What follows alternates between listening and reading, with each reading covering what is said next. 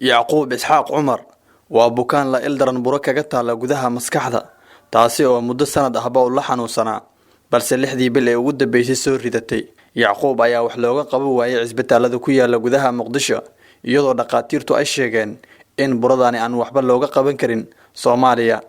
taasi oo keentay in qoyska Yacquub ay ka soo saaraan isbitaalka Digfaar oo uu ku jiray iyagoo hadda guriga ku haysta maadaama aysan awoodin in ay u diraan dibadda. wiilka u jeedin wadanka waxa lagu qaban waayay isbitaalka ugu weyn ee Muqdisho ee Digfaar aan geynay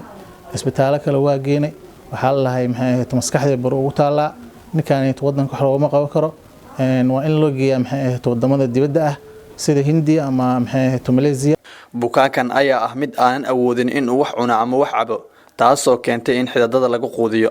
Falanbada lagu quudiyo ayaa waxa maalin walba ku baxda qarash gaaraya $20. wiilkan muddo 6 bilood ah wax afkiisa caana xididka laga siinayo mooyee wax kale uu qaadanayo ma lahan caanihii kaliya maalinta waxa laga soo bixiyaa hadduu alla ku idmaayo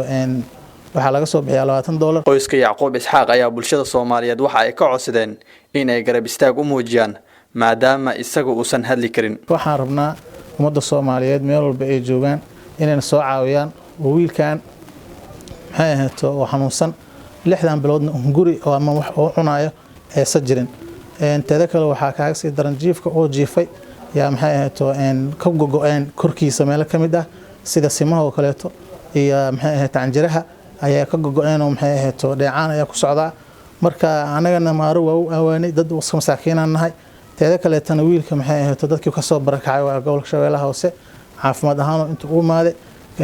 haddana u jeedin xaaladiisa sidoo yahay marka ummadda Soomaaliyeed waxaan ka codsanayaa